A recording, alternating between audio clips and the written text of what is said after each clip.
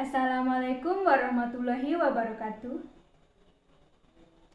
Good morning, everybody. Once again, good morning, everybody. How are you today? Fine, thank you. Before we start our lesson today, let me pray together. Leader, please. Yes.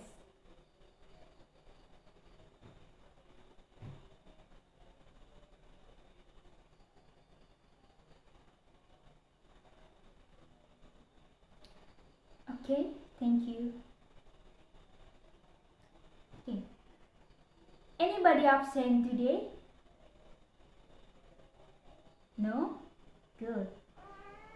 And then, I want to see my student first. Give me a smile. Oh, you look handsome and you look beautiful. Good. I think all of you in a good mood today, right? Right. And are you ready for today's lesson? How much are you ready? Oh, that much? That's very nice answer. And I think all of you have a good cooperative to answer my question well. Okay. Everyone is answering my question with a loud voice. It's very nice. Good. And it means that all of you is ready for the lesson today. Okay. Okay. Talk about a loud voice. I always remember about an action movie, especially superhero movies. Like these movies. What is these movies? Okay, this is the Avengers. These movies is bring all character of superhero into one stories. And these stories tell about a big war. Okay? And do you like these movies? Did you ever watch these movies? Do you have special character of all these superheroes that you like the most?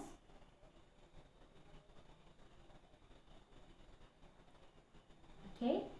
Okay. Each student have different character that he like the most. But in this movie, there is one superhero that missing. Who is he? That's right. He's Spider-Man. And his name is Peter Parker. So, what is the ability that Peter Parker has? That's right. So, Peter Parker has ability to produce spiderweb from his wrist hand. How Peter Parker get this ability? Okay, that's right. Because Peter Parker had bitten by the spider in the laboratorium. So, what is exactly happened inside of Peter Parker's body that can give him ability to produce spiderweb? Yes, that's right. There is a chain in very deep inside in Peter Parker's body. And the last question, which part in Peter Parker's body that have changed? Right, the part is DNA. So, today's lesson is about genetic material, include DNA. Okay, let me stop our talking about superhero and move to the lesson. Okay, prepare yourself. Okay, for the beginning, I will ask you, what is the genetic materials? Who will answer? Raise your hand. Okay? What is the genetic material?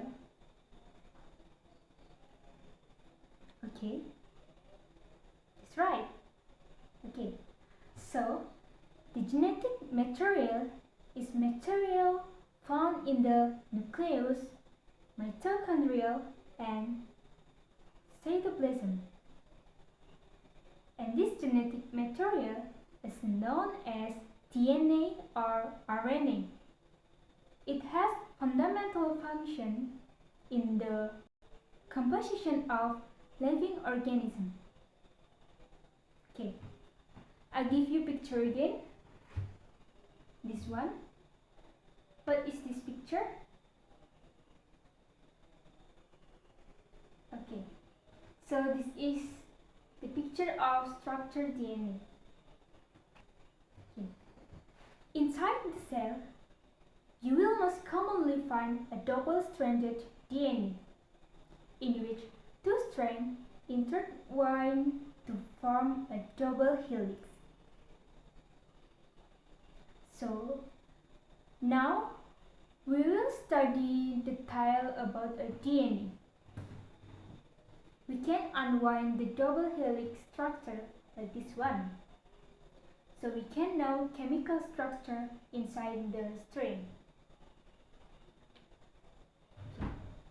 Each strand of DNA is called polynucleotide.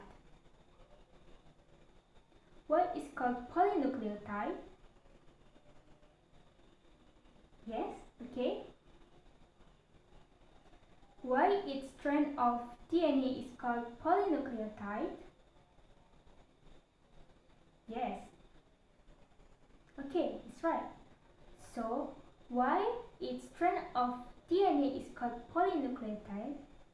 That means the strand is made up of individual structure or unit that called nucleotide. And this nucleotide have three components. What are they?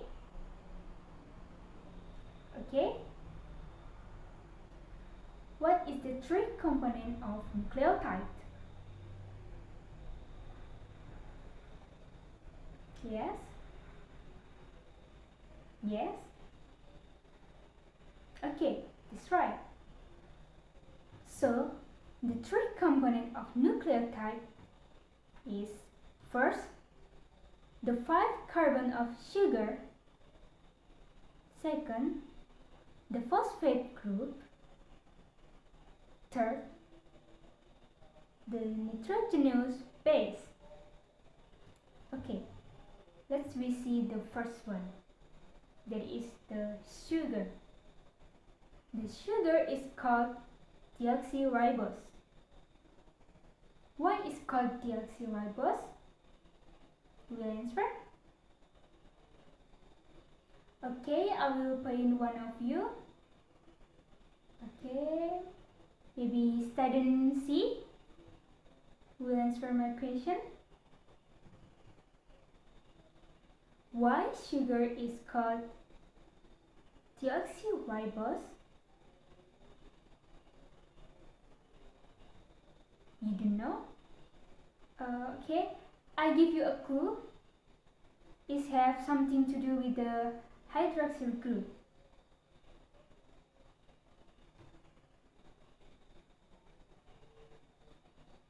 Okay, maybe her deskmate maybe want to help him to her to answer my question.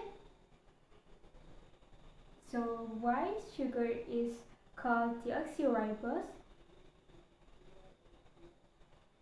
Okay, that's right. So why sugar is called deoxyribose? Because it's missing hydroxyl structure or hydroxyl group in the 2' of sugar in the ribosome. And because of this, the nucleoside in the DNA is called deoxyribonucleic. Okay, let's move to the second. This is a phosphate group. This phosphate group is compound of the phosphate. That's phosphate. Okay, let's name the third component of the nucleotide. There is nitrogenous base. In this nitrogenous base, there is 4 bases. What are they? Okay. What is the 4 base in the nitrogenous base?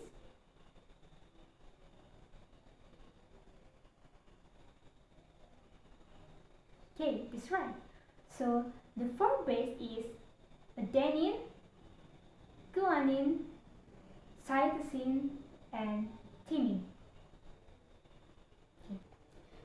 This nitrogenous base always attached to the 1' of carbon sugar and the phosphate between the 5' carbon of sugar and the 3' carbon of neighboring sugar. Okay. The carbon numbering is describing the directional strand of DNA. 5' to 3'. Okay. From all of this, is any question? Not yet? Okay. Let's we continue our lesson. We still talk about the nucleotide. The nucleotides come together through a covalent bond in the backbone. And the two strands DNA interact each other through non-covalent hydrogen bond between the base. Bound together by hydrogen bond, the base pair is called base pair. The hydrogen bonding contributes to the specificity of base pairing.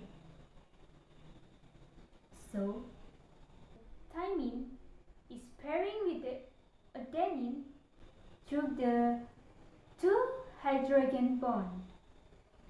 Cytosine pairs with the guanine through the 3 hydrogen bond. This thymine and cytosine is called pyrimidine, characteristic by their single ring structure. And then the adenine and guanine called purine, with the double ring structure. Okay? Any question? No? Okay. And for the last, the geometry of the AT or TA and GC or CG base pair is the same and is made a very strong bond. Okay, from all of this, any question? No? If no question, I will ask some question for you and I will point one of you to answer my question. Okay? Okay. And the answer, it will be the review of today's lesson. Okay, so the first question, what is the genetic material? Oh, student A, can you answer? What is the genetic material? Okay. Okay, so the genetic material that found in the nucleus, mitochondria, and cytoplasm, and also known as the DNA or RNA, is play a fundamental role in the composition of living organisms. Okay, the second question. What is the structure of DNA? And then, why each strand of the DNA is called polynucleotide? Studying B, can you answer? Why each strand of DNA is called polynucleotide? Okay, so its strand of the DNA is called polynucleotide. It means that each strand is made up of individual units called nucleotide.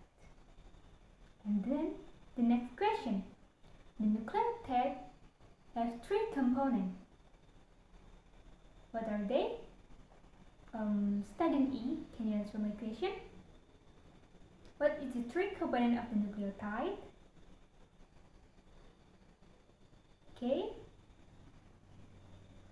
Okay, so the 3 component of the nucleotide is the first, the 5 carbon of sugar, second, the phosphate group, and the third, the nitrogenous base.